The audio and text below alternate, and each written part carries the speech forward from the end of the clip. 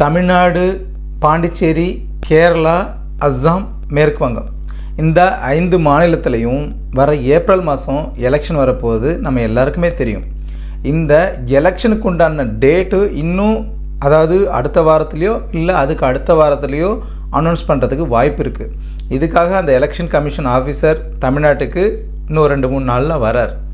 அதுக்கப்புறம் அவங்களுடைய டிஸ்கஷன்லாம் முடிஞ்சதுக்கப்புறம் டேட் அனௌன்ஸ் பண்ணுறதுக்கு வாய்ப்பு இருக்குது. இந்த நிலையில் தான் நம்ம தமிழ்நாட்டில் இருக்கிற ஆண்ட கட்சியும் சரி, ஆள்ற கட்சியும் சரி, இப்போது புதுசாக வந்திருக்கிற நம்ம தமிழக வெற்றி கழகமும் சரி, நாம் தமிழர் கட்சியும் சரி, எல்லாரும் அவங்களுடைய தேர்தல் அறிக்கையை தயார் பண்ணுறதுல ரொம்ப மும்முரமாக இருந்துகிட்ருக்குறாங்க.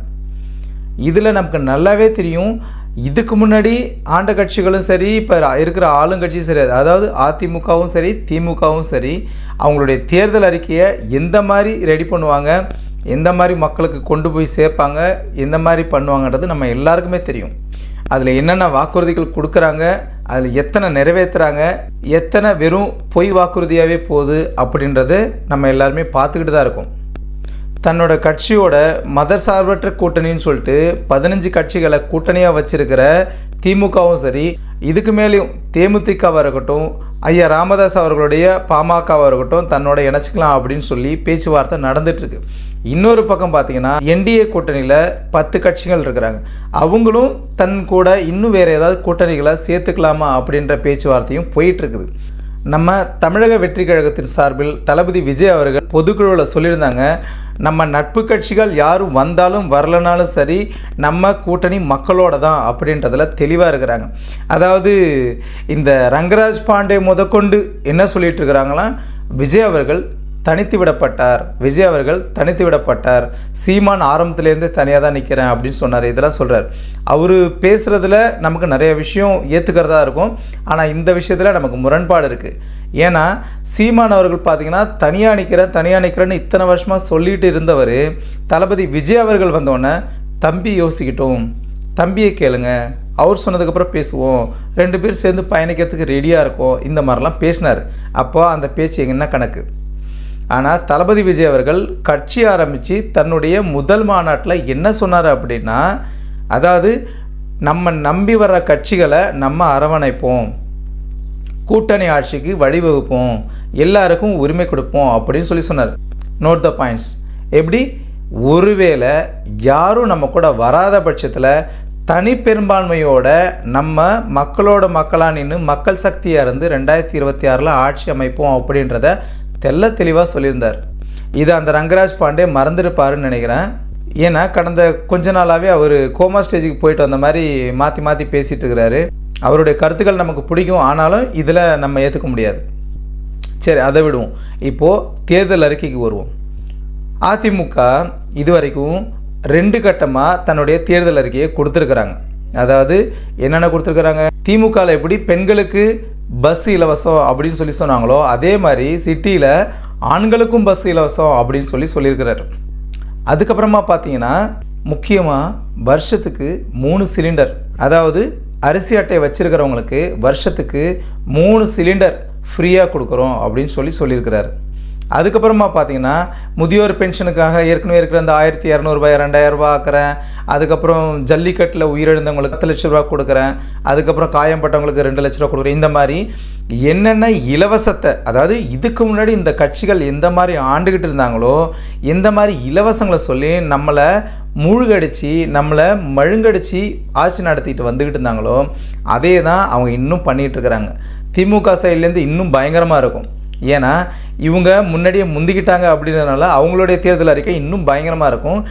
ஏற்கனவே நம்ம தமிழ்நாடு எத்தனை லட்சம் கோடி கடனில் இருக்குன்றதே இன்னும் எண்ண முடியாத அளவில் நம்மளுடைய ஒவ்வொருத்தனுடைய தலையிலையும் எத்தனை லட்சம் கடன் இருக்குன்றத நம்ம யாரும் யோசிக்க முடியாத நிலையில் இவங்க இன்னும் இலவசத்தை வாரி வழங்கிட்டு இருக்கிறாங்க.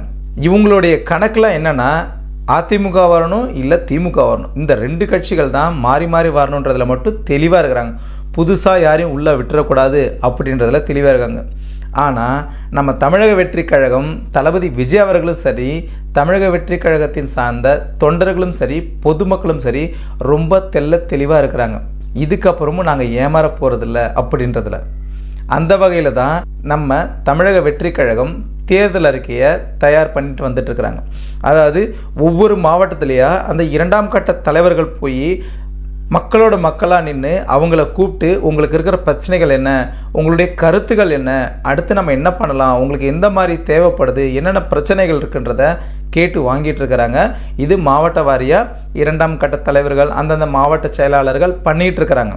தளபதி விஜய் அவர்களும் முதன்முறையாக தமிழக அரசியல் வரலாறு, அதாவது எனக்கு தெரிஞ்சு, எனக்கு ஒரு வேளை அப்படி இருக்குமா என்னன்னு தெரில, எனக்கு தெரிஞ்சு ஒரு அரசியல் வரலாற்றில் இந்த தேர்தல் அறிக்கைக்காகவே, அதாவது மக்களோட குரலை கேட்கணும், மக்களுக்கு உள்ள பிரச்சனையை கேட்கணும் அப்படின்றதுக்காகவே ஒரு வெப்சைட்டை உருவாக்கி அதில் மக்களுடைய ப்ராப்பர், அதாவது உங்களோட நேம், ஏஜ், நீங்கள் எந்த டிஸ்ட்ரிக்ட்டு, உங்களோட நம்பர் என்ன, உங்கள் மொபைல் நம்பர் என்ன, மெயில் ஐடி என்ன, ப்ராப்பராக உங்களுக்கு என்ன மாதிரி பிரச்சனை இருக்குது, எந்த மாதிரி உங்களுக்கு தேவைப்படுது, நம்ம என்ன பண்ணணும், தமிழ்நாட்டு மக்களையும் மேம்படுத்த அடுத்து நம்ம என்னென்னலாம் பண்ணணுன்றது மக்கள் கருத்து கேட்பு, அதுக்காக ஒரு வெப்சைட்டை உருவாக்கி அனௌன்ஸ் பண்ணியிருக்காங்க. அப்படின்னும் போது இது யாருமே பண்ணாத ஒரு விஷயம்.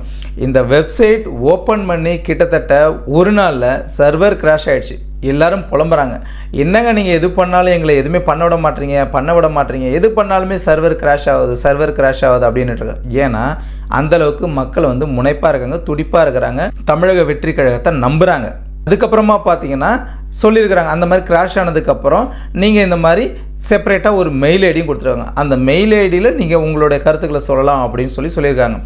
இதுக்கப்புறமா பார்த்தீங்கன்னா வேட்பாளர் விருப்ப மனு, அதாவது ஒவ்வொரு தொகுதியிலும் யார் போட்டியிட போகிறா, யாரெல்லாம் போட்டியிட விருப்பம் இருக்கோ அவங்கெல்லாம் 100 ரூபா கொடுத்து அந்த ஃபார்மை நீங்கள் வாங்கி உங்களோட டீட்டெயில்ஸை ஃபில் பண்ணி நீங்கள் சப்மிட் பண்ணலாம் அப்படின்ற மாதிரி சொல்லியிருக்கிறாங்க. சப்மிட் பண்ணும்போது ஒவ்வொரு தொகுதி, அதாவது யார் போட்டிடுறாங்களோ அவங்களுக்கு ஒரு ஃபார்முக்கு பொது தொகுதிக்கு 10,000, தனி தொகுதிக்கு ஒரு 5,000 அந்த மாதிரி கலெக்ட் பண்ணுறாங்க. இது வந்து எல்லோரும் வழக்கமாக பண்ணுறது தான். அந்த மாதிரி இருக்கிற நேரத்தில் கிட்டத்தட்ட ஃபார்ம் கொடுக்க ஆரம்பித்து ஒரு நாளில் 20,000 ஃபார்ம்ஸ், எனக்கு தெரிஞ்ச கணக்குப்படி 20,000, அதுக்கு மேலே இருக்கா கொஞ்சம் முன்ன பின்ன இருக்கான்றது தெரில, அப்ராக்ஸ் 20,000 வச்சுங்க. 20,000 ஃபார்ம்ஸு தீந்துடுச்சான். அதுக்கப்புறம் என்ன பண்ணுறது, இதுக்கப்புறமும் மக்கள் ரொம்ப க்ரௌடு அதிகமாகிட்டாங்க அப்படின்ற ஒரு காரணத்தினாலையும் இன்னொரு பக்கம் அந்த பனையூரில் வசிக்கிற சில குடும்பங்கள் ஒரு 2-3 பேர் வந்து அங்கே வந்து கம்ப்ளைண்ட் பண்ணியிருக்காங்க. இந்த மாதிரி காரை வந்து வீட்டு வாசலில் நிப்பாட்டுறாங்க, ரொம்ப கும்பலாக இருக்குது, எங்களுக்கு ஒரு ப்ரைவேசி இல்லை அப்படி இப்படின்னு சொல்லி சில கம்ப்ளைண்ட் பண்ணியிருக்கிறாங்க. இது ஒரு பக்கம். இதான் அந்த நியூஸ் சேனல்ஸ்லாம் எப்படி போட்டுட்ருக்குறாங்க, தமிழக வெற்றி கழகத்தின் அலுவலகத்தை முற்றுகையிட்ட பனையூர் பொதுமக்கள் அப்படின்னு சொல்லி போட்டுக்கிறாங்க. பொதுமக்கள் அங்கே நிற்கிறது அந்த ஒரு வயசானவர், 2 பெண்கள், அந்த 3 பேர் தான் நிற்கிறாங்க. அவங்க எந்த கட்சியை சார்ந்தவங்க என்ன இதெல்லாம் இதுக்குள்ளெல்லாம் நம்ம போக வேண்டாம், இது அடுத்த விஷயம். இதுதான் இதுக்காக நம்ம பொதுச் செயலாளர் என்ன பண்ணியிருக்கிறாரு அப்படின்னு பார்த்தீங்கன்னா, இந்த விஷயம் தளபதிக்கு போயிருக்கு. தளபதி சின்ன சின்ன விஷயத்தையும் எப்படி மைனூட்டாக நோட் பண்ணுறாருன்றது மட்டும் இதிலேருந்து நம்ம தெரிஞ்சுக்கலாம். அடுத்த நாளே, அதாவது இந்த சம்பவம் நேற்று நடந்து இதுக்கப்புறமும் மக்கள் அங்கே க்ரௌடு அதிகமாகவும் வருது, அங்கே இருக்கிற பப்ளிக்கு யாருக்கும் டிஸ்டர்பன்ஸ் இருக்கக்கூடாதுன்றதுனால மறுபடியும் நீங்கள் ஆன்லைனில் கூட இந்த மாதிரி உங்களோட விருப்ப மனுவை வாங்கிக்கலாம், ஃபில் பண்ணி அனுப்பலாம் அப்படின்னு சொல்லியிருக்கிறாங்க. இது கிட்டத்தட்ட 14ஆம் தேதிக்குள்ளே டைம் கொடுத்துருக்குறாங்க, அதுக்குள்ளே அதை சப்மிட் பண்ணிடணும். இதுக்கப்புறமா பார்த்தீங்கன்னா தளபதி அவர்கள் அவரே முன்னாடி இருந்து நேர்முக தேர்வு பண்ணி ஒவ்வொருத்தவங்களையும் செலக்ட் பண்ண போகிறாங்க. இதெல்லாம் அடுத்தடுத்த கட்ட நடவடிக்கைகள். இதுக்கப்புறம் பார்த்தீங்கன்னா தளபதி விஜய் அவர்கள் எந்த தொகுதியில் நிற்க போகிறாரு அப்படின்றது ஒரு முக்கியமான கேள்வி. இப்போ ஒரு ரூமராக என்ன இதுன்னு தெரில, சரி அஃபிஷியலாக எந்த ஒரு நியூஸும் வராத வரைக்கும் அது ரூமர்னு தான் சொல்ல முடியும். தளபதி விஜய் அவர்கள் நாகப்பட்டினம், அதாவது நாகப்பட்டினம் ஃபஸ்ட்டாக தளபதி அவர்கள் மீனவர்களுக்காக அங்கே போராட்டம் பண்ணார் இல்லையா, அந்த நாகப்பட்டினம் ஒரு தொகுதி. அதுக்கப்புறம் தன்னுடைய முதல் மாநாடு, கொள்கை திருவிழாவாக நடத்தின முதல் மாநாடு நடந்த இடம் விக்கிரவாண்டி. அந்த விக்கிரவாண்டி 2வது இடத்துலையும், அதுக்கப்புறமா பார்த்தீங்கன்னா 3வது விருகம்பாக்கம், அதாவது தளபதி விஜய் அவர்கள் பிறந்த தொகுதி விருகம்பாக்கம். 4வதாக பார்த்தீங்கன்னா வேளச்சேரி, அதாவது இந்த வி சென்டிமெண்ட் 3 தொகுதியில் இருக்கிற இந்த வி சென்டிமெண்ட்டில் போட்டிடுவாரா இல்லை நாகப்பட்டினத்தில் போட்டிடுவாரா அப்படின்றது இப்போ பரவிக்கிட்டு இருக்குது. சரி, அது எப்படியா இருந்தாலும் நம்ம தமிழக வெற்றி கழகத்தின் சார்பில் அஃபிஷியல் அனௌன்ஸ்மெண்ட் வரும், அதுக்கப்புறம் நம்ம தெரிஞ்சுப்போம். தளபதி எங்கே நின்னாலும் ஜெயிக்க தான் போகிறாரு, தமிழக வெற்றி கழகத்தின் தொண்டர்கள் எங்கே நின்னாலும் ஜெயிக்க தான் போகிறாங்க, மக்களுடைய ஆதரவு அவங்களுக்கு இருக்க தான் செய்யுது. இதுக்கு அடுத்ததாக பார்த்தீங்கன்னா தளபதி விஜய் அவர்கள் வர்ற 13ஆம் தேதி சேலத்தில், அதாவது ஏற்கனவே சேலத்தில் தளபதி அவர்கள் பொதுக்கூட்டம் நடத்த போகிறாரு அப்படின்னு சொல்லி நமக்கு எல்லாருக்குமே தெரியும்.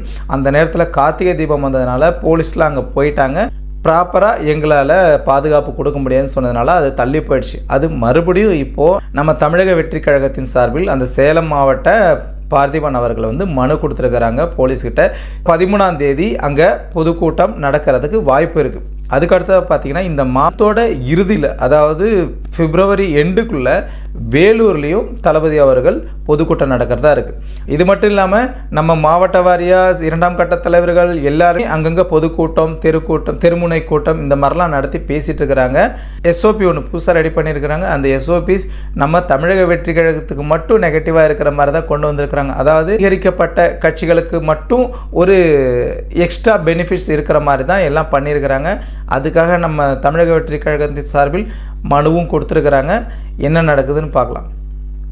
நீங்களும் மறக்காமல் உங்களுடைய கருத்து என்ன, உங்களுக்கு இருக்கிற பிரச்சனை என்ன, உங்கள் மாவட்டத்தில், உங்கள் ஊரில், உங்கள் தெருவில் என்ன பிரச்சனை இருக்குதுன்னு சொல்லிட்டு அந்த வெப்சைட்டில் போய் ஓப்பன் பண்ணி உங்களோட கருத்துக்களை சொல்லுங்கள். தமிழக வெற்றி கழகத்தின் சார்பில் நம்மளுடைய எல்லா கருத்துக்களையும் அவங்க பார்ப்பாங்க, ஃபில்டர் பண்ணி எது அர்ஜென்சி, எது எமர்ஜென்சி, எது மக்களுக்கு ஃபஸ்ட்டு ப்ரையாரிட்டி பேஸில் எல்லாத்தையும் செலக்ட் பண்ணி கண்டிப்பாக தளபதி அவர்கள் எல்லாம் பண்ண தான் போகிறாரு. தமிழக வெற்றி கழகத்துக்கு சப்போர்ட் பண்ணுங்கள். விசில் சின்னத்துக்கு வாக்களிங்க.